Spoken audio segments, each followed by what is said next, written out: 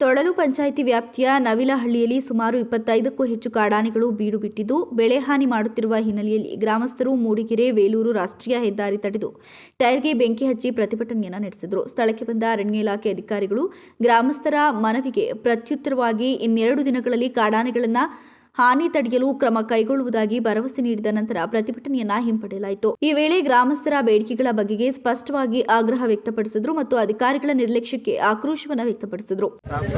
ಮುಖಾಂತರ ಆನೆಗಳನ್ನ ಇಲ್ಲಿಂದ ಡ್ರೈವ್ ಮಾಡಿಸಲಾಗಿದೆ. ಈಗ ಏನು 2-3 ಆನೆಗಳು ಈ ಕಡೆ ಉಳಿದಿದೆ, ಅದನ್ನು ಇವತ್ತು ಸಂಜೆನೆ ಡ್ರೈವ್ ಮಾಡೋ ಆಪರೇಷನ್ ಸ್ಟಾರ್ಟ್ ಮಾಡ್ತೀವಿ. ಸರ್, ಇದಕ್ಕೆ ಶಾಶ್ವತ ಪರಿಹಾರ ಆಗಬೇಕು. ಓಡಿಸೋ ಕೆಲಸ ಮಾಡಿ ತೊಂದರೆ ಆಗ್ತಿರೋದು ಹೇಳಿ. ಅಲ್ಲಿ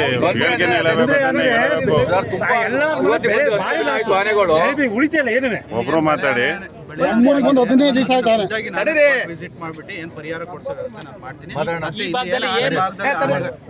ಏನು ಆನೆಗಳಿದೆ ಅದನ್ನ ಇಲ್ಲಿಂದ ಓಡಿಸೋ ವ್ಯವಸ್ಥೆ ನೀವು 10 ದಿವಸದಿಂದ ಆನೆ ಇದೆ ಇಲ್ಲಿ ತೊಳಲ್ ಭಾಗದಲ್ಲಿ, ಇಲ್ಲಿ ಮತ್ತೆ ಹಳ್ಳಿ, ಬೆಳ್ಳೊಟ್ಟೆ, ಸಿದ್ರಳ್ಳಿ ಭಾಗದಲ್ಲಿ 10 ದಿವಸದಿಂದ ಇದೆ. ನಾವು ಈಗಾಗಲೇ ಮೊದಲೇ ಒಂದು 15 ದಿನದಿಂದ ಒಂದು ಸ್ವಲ್ಪ ದಿವಸಗಳಿದ್ದು ಪ್ರತಿ ಒಂದು ಬೆಳೆನೂ ನಷ್ಟ ಮಾಡ್ತಾ ಇದ್ದಾವೆ. ಪ್ರತಿ ಒಂದು ಪೈಪ್ ಯಾವ್ದನ್ನೂ ಬಿಡ್ತಾ ಇಲ್ಲ ಇಲ್ಲಿ ಆನೆ. ನಾವು ಇಲ್ಲಿ ಕಾಫಿ ತೋಟ ಮಾಡಿ ಭತ್ತ ರಾಗಿ ಬೆಳೆದು ಜೀವನ ಮಾಡೋ ಅಂತ ಪರಿಸ್ಥಿತಿಲಿ ಎಲ್ಲರೂ ಇರೋದಿಲ್ಲಿ. ಆದ್ರಿಂದ ಇವ್ರಿಗೆ ಎಷ್ಟು ದಿವಸ ಹೇಳಿರೋ ಫಾರೆಸ್ಟ್ನರ್ ಇವತ್ತು ಓಡಿಸ್ತೀವಿ ನಾಳೆ ಓಡಿಸ್ತೀವಿ, 10 ದಿವಸ ಸ್ಕೂಲ್ ಮಕ್ಕಳು ದಿವಸ ಶಾಲೆಗೆ ಹೋಗಕ್ಕಾಗ್ತಾ ಇಲ್ಲ. ದಿವಸ ರೋಡ್ ಸೈಡಲ್ಲಿ ಆನೆ ಇರ್ತವೆ, ಪ್ರತಿ ಬೆಳಗ್ಗೆ ಇರ್ತವೆ, ಹೋಗಕ್ಕಾಗ್ತಾ ಇಲ್ಲ ಯಾರು ಎಲ್ಲುವೆ. ಮನೆಯಿಂದ ಹೊರಗಡೆಗೆ ಬರೋಕ್ಕಾಗ್ತಾ ಇಲ್ಲ. ಮನೆ ಕಟ್ಕೊಂಡು ಮನೆಯಿಂದ ಪಕ್ಕಕ್ಕೆ ಬರ್ತವೆ ಆನೆಗಳು.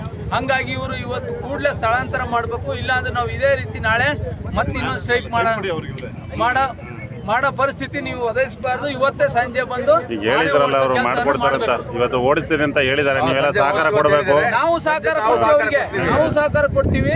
ಅದರಿಂದ ಅವ್ರು ಇವತ್ತು ಸಂಜೆ ಬಂದು ಓಡಿಸೋ ಕೆಲಸನ ಮಾಡಬೇಕು ಅಂತ ಹೇಳ್ತಾ ಇದೀವಿ.